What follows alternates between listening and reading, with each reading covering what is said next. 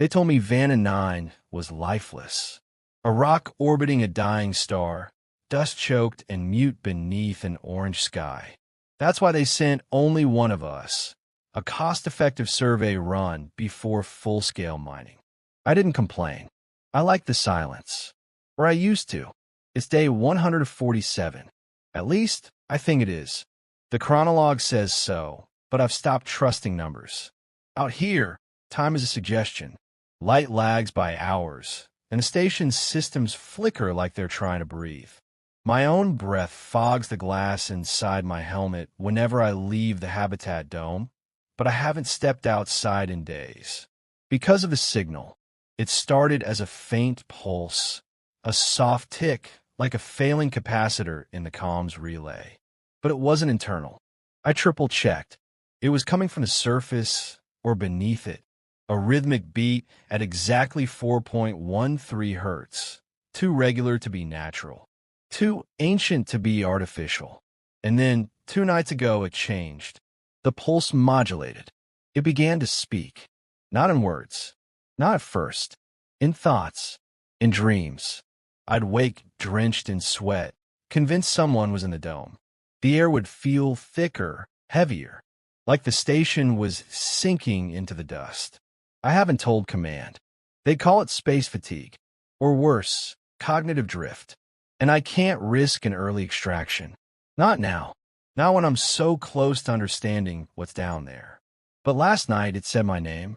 I reviewed the logs this morning, looking for the moment the signal first appeared. I should have caught it earlier. It was buried in background noise, harmless telemetry fluctuations, or so I thought. But it's been there since day 103, building, layering, like a voice clearing its throat. When I isolated the waveform, I noticed it wasn't a simple signal. It carried structure, harmonics, subfrequencies nested like fractals. I fed it into the linguistic parser just to see what would happen. The system locked up for 4 minutes. When it recovered, the interface displayed a single word: remember. It's ridiculous. Machines don't hallucinate. But I keep thinking the equipment's behaving like it's scared. Diagnostic LEDs blink erratically. The hydroponics lights dim when I walk past, then brighten behind me. Maybe I'm imagining it. Maybe I want to see patterns in chaos. But the signal isn't random. It's responding. I sent a white noise burst through the subsonic array, a standard test. 3 minutes later, the signal pulsed back. Exactly the same pattern. It echoed me. No, not echoed. It mimicked me, like it was listening, like it understood. I've begun dreaming in strange geometries. Black towers rising from crimson soil, shapes that bend light wrong. I draw them when I wake, but they vanish from paper as soon as I look away. My hands tremble. My thoughts smear at the edges. Still, I don't feel fear. Not exactly. I feel observed, and the air feels colder now, even inside the dome. I thought I saw something through the observation window. Just a flicker, a shadow against the storm. I told myself it was a fault in the shielded glass, the way dust interacts with polarized light. But I kept staring, for over an hour, waiting for it to return. It never did, but the feeling stayed. You know that sensation when someone stands behind you, silent, breathless, and you know they're there before you turn around? I feel that all the time now, even in my sleep, especially in my sleep.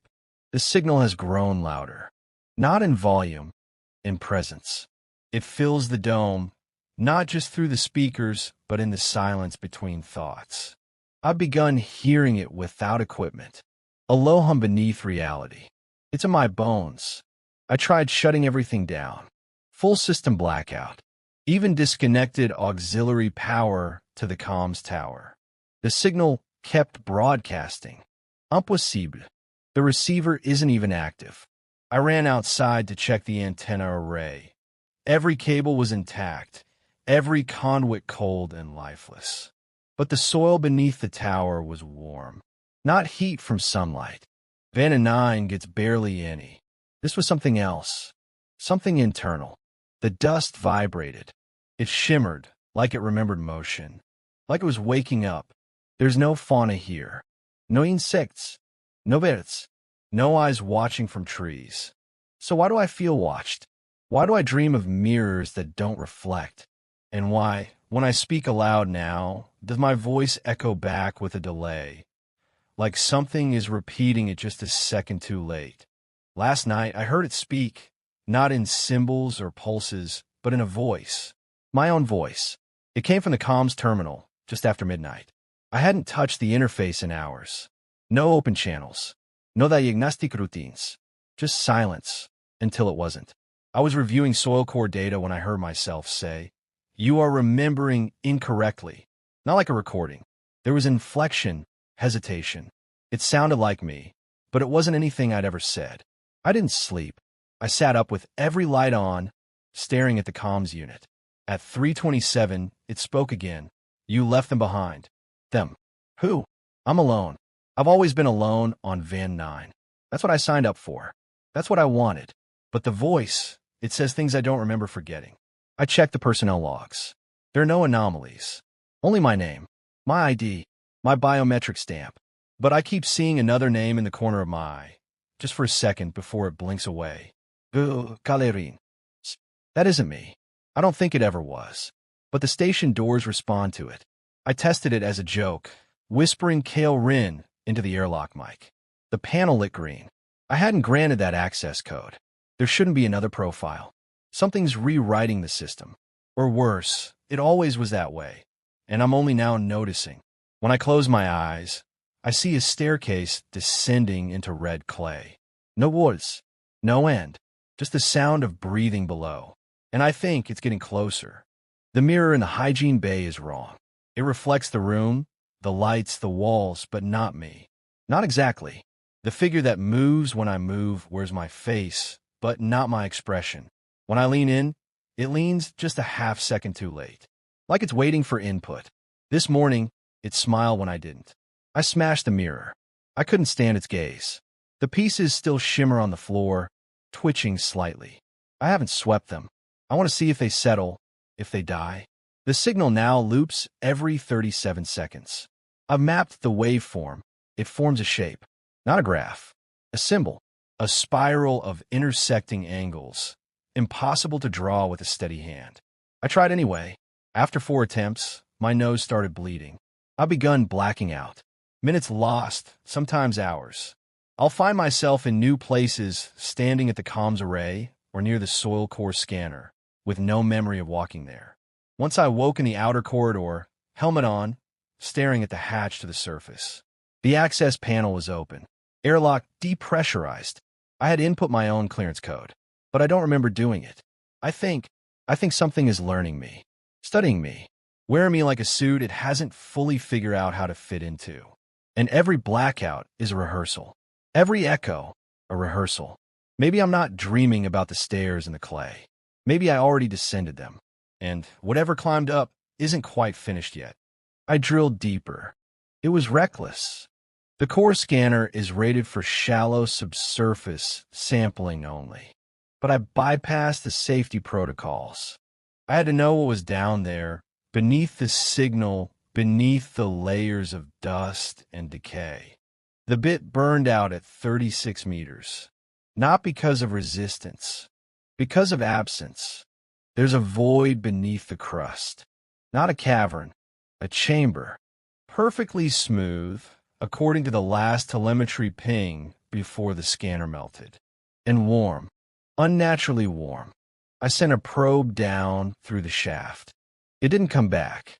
But for 2 minutes, its microphone transmitted something. Not sound exactly, but breathing, rhythmic, wet, and impossibly deep. Like lungs bigger than rooms. Like the planet itself was sighing. I replayed the transmission 27 times. Slowed it. Inverted it. Buried in the waveform was a modulation identical to my own heartbeat. Perfect sync. How could it know? Why would it care? The signal has begun interfering with internal systems. My logs are corrupted, repeating fragments out of order. Status messages in languages I don't speak. Faces appearing in thermal scans. Faces that vanish when I blink. Faces that sometimes were my expression. I tried calling Earth Command again. The system routes the signal, but I never hear a reply. Just static and my own voice, slightly warped, whispering words I haven't yet said. I don't know if I'm still transmitting, but something is, and it's using my voice. I found a photo today, tucked behind the maintenance console, sealed in a plastic sleeve. It shows 3 people in EVA suits standing in front of this very station. Same habitat dome, same comms tower, only I'm not in it. Or maybe I am. The figure on the left looks familiar, but the helmet visor is opaque.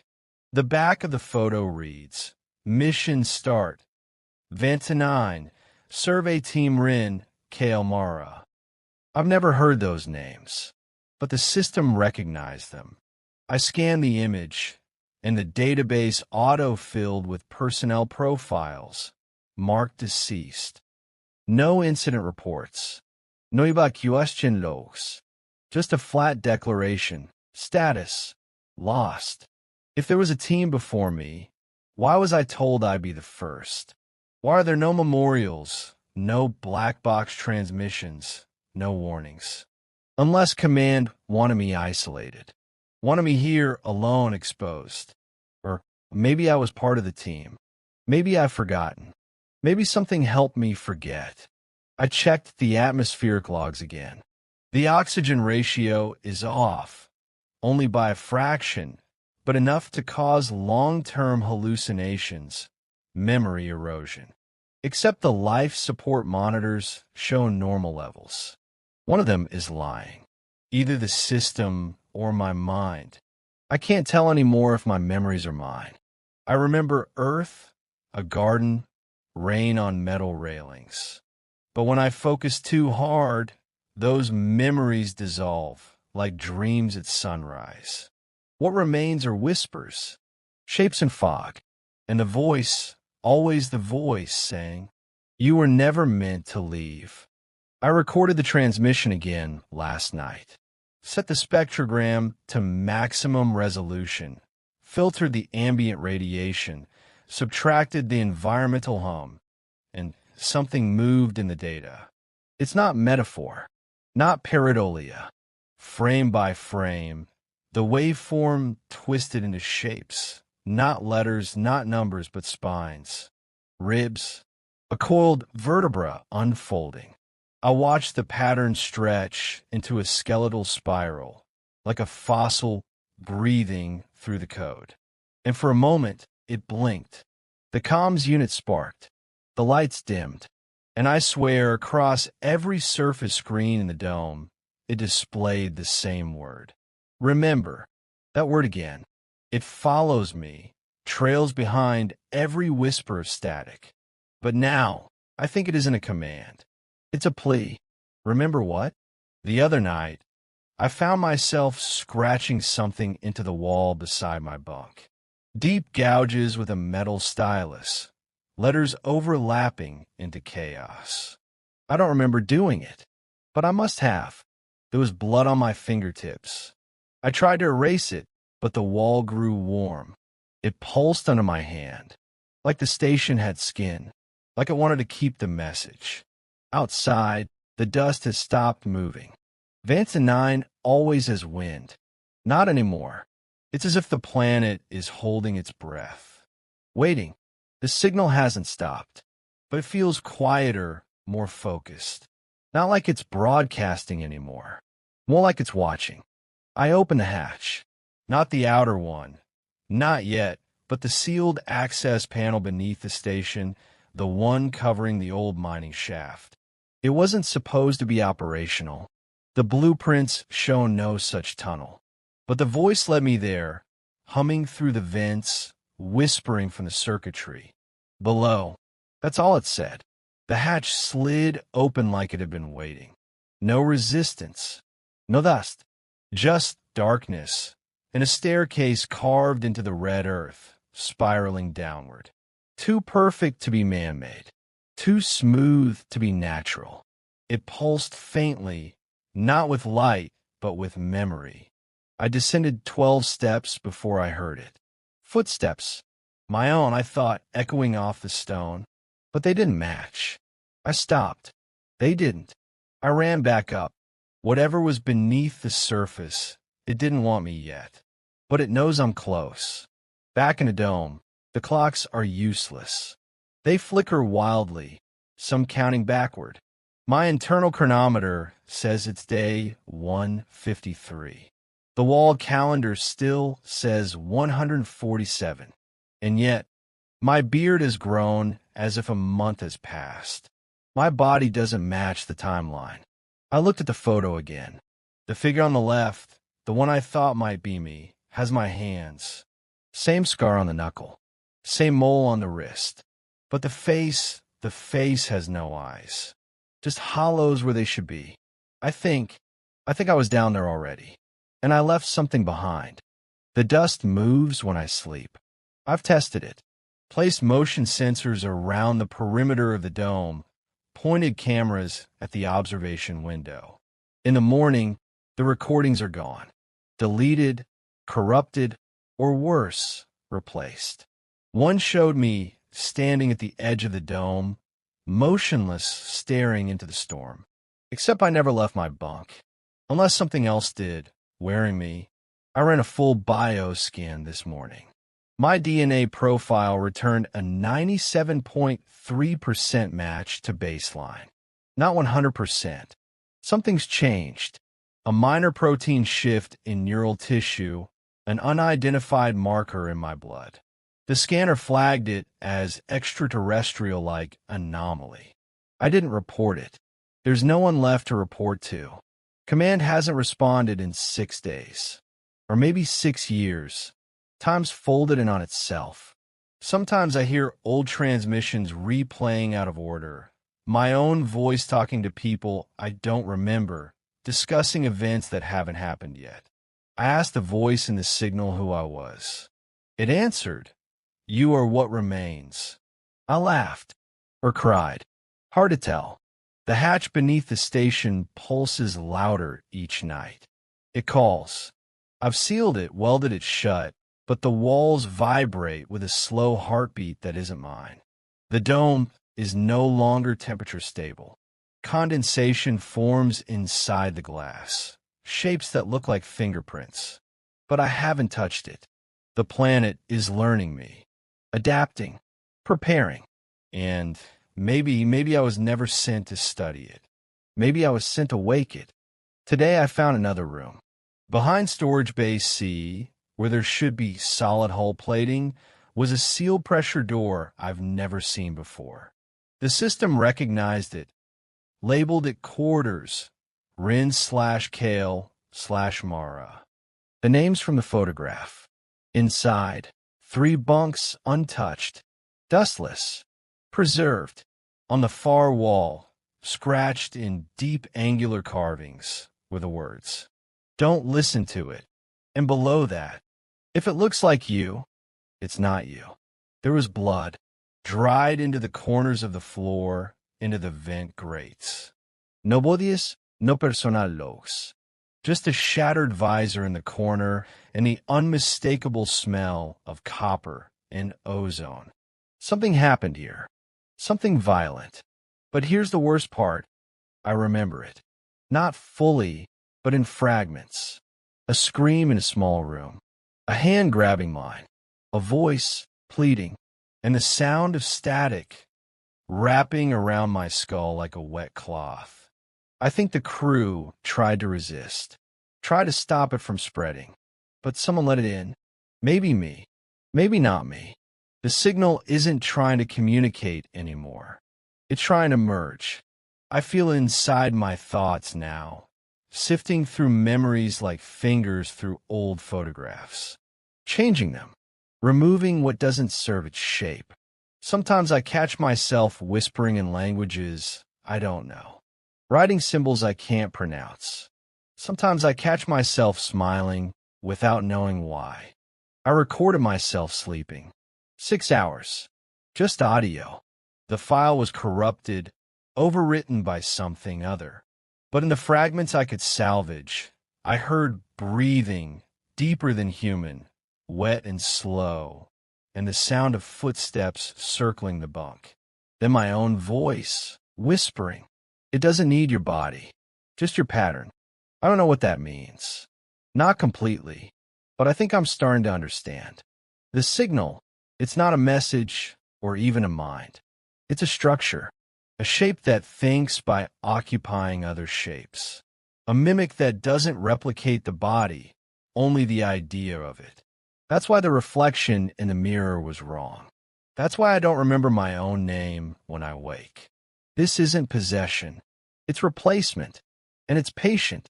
I've stopped trusting my own senses. The food smells like ash. The lights flicker when I speak. Sometimes the gravity changes slightly, just enough to make the room feel off-center.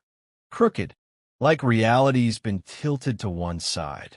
I found scratches on my arms this morning, faint and deliberate, as if written with a fine blade. Go back down. It wants me to descend again. Or maybe I already did. I'm not sure how many times I've come back up. Not sure how many versions of me this station has housed. Not sure if the voice I'm hearing now is the original or the copy. I've stopped using my name. It doesn't feel right anymore. Like putting on a shirt that doesn't fit. Familiar, but wrong in the sleeves. The more I say it, the less it belongs to me. Names are anchors, and mine is slipping. The hatch reopened last night. I never touched it. The welds were intact, until they weren't. Now it gapes beneath the station like a mouth, breathing soft warmth up into the dome. The air is sweeter down there. Not just breathable, desirable. Like the scent of something you forgot you loved. I stood at the top of the stairs for an hour, swaying slightly, listening, and the voice, my voice, whispered from the darkness below. We're almost complete. I laughed, or maybe it did. I'm not sure where I end and it begins. Sometimes I feel like I'm watching myself from across the room.